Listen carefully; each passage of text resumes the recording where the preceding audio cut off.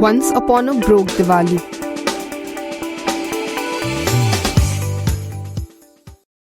Remember that miser from our school stories? He was so stingy, I'm sure he dreaded Diwali.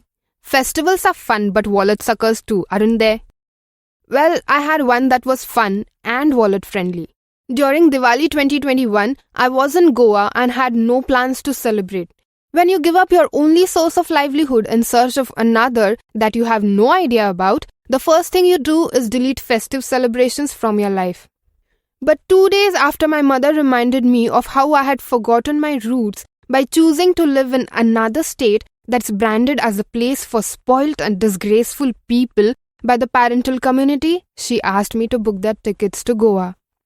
So my mother, sister, brother and I were going to celebrate the grand festival of lights in grand togetherness where 4 noisy people were crammed in one room house that had kitchen in one corner and balcony in the other. My home wasn't even made of 4 solid walls. 2 of them were large glass windows. I loved my Palo Lim house, but it was not meant for 4 Dolby speakers to live together. 2 evenings before Diwali, my Spanish neighbor showed us her sari that she was planning to wear for Diwali. She fired up the Indianness in me that was in deep slumber due to my thin wallet. So my other Indian neighbor and I went out for limited budget Diwali shopping in the small market of South Goa. I didn't have any festive or family type decent clothes since I was living alone in Goa. So I was ecstatic to find a nawari, a 9-yard sari, at a rate lesser than a faded t-shirt in Pune. I then bought a couple of diyas and oil in partnership with my neighbor.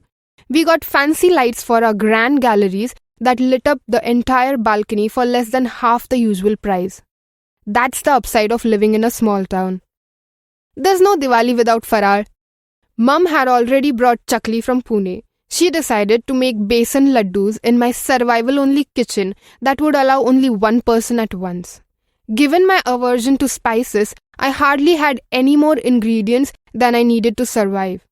I had 1 pan in good health and 1 kadhai that would make a fut sound on the stove if left for more than 1 minute.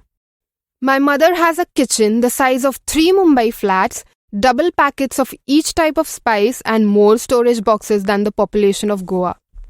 Besan Laddoos seemed an impossible idea to me, but I gave her the freedom she rightfully deserved in my extremely restricted home. After my shopping spree, I returned home to exactly 14 sparkling and shining Besan Laddoos. 1 laddu as a pat on Lord Ram's back for surviving each year of his vanvas. Of all the Diwali Faral items, I hate laddoos. Just to applaud the effort of making modern age laddoos in a stone age setup, I ate one. I don't know the reference parameters against which you can judge a laddu, but that was one great testing spear of sweet I ever had. Even Lord Ram would have applauded my mum's laddoos. I fusioned my nawari with whatever accessories I had. I was sari clad, but not traditional and not western either. Mum decided to ignore the hideousness of my self-invented fashion. Thank God Dad wasn't with us. There was a Laxmi puja party at a cafe, so we all went there and had a beer instead of kheer or something else to go with our poverty-stricken laddoos. To tell you the truth, our laddoos didn't look so poor, given how lavishly Mum had used the only ingredient I could provide in abundance, ghee. We friends came home and planned a dinner because who sleeps on a Diwali day with beer and sandwiches in their tummy? With barely good cooking skills, my friend and I fried some happy fluffy puris to go with the noon's leftover aloo sabzi and feasted upon it in our lit balconies. On Narak Chaturdashi, my siblings, mom and I rode to the forest of Netravali and paid tolls to at least 200 narkasus on our way home. We spent the entire Padwa day lounging on the secluded beach of Kakolam, drinking coconut water and watching the sea waves crash on every 5th Mississippi. This globally integrated Diwali under Rs 750 only was way too different and unconventional. And the best part, no one had to work too hard. Mum made laddoos because cooking with the bare minimum utilities challenged her passion for cooking. I had to clean only 1 room and 1 balcony, so it was fun.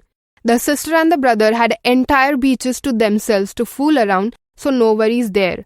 Dad wasn't with us, so nobody had to follow impossible rules out of respect. It was the best Diwali I ever had, even though it was BPL, below poverty line celebration. Moral of the story? Besan Laddoos taste better when they get done in under 20 minutes in a nomadic kitchen with just one decorative raisin popping up. Hi, my name is Prajakta, and if you liked this week's episode, don't forget to tell me in the comments. Also, since nostalgia and fiascos are fun when shared, do subscribe and share this episode with your loved ones. Everything you need to know is in the description box below. See you next week.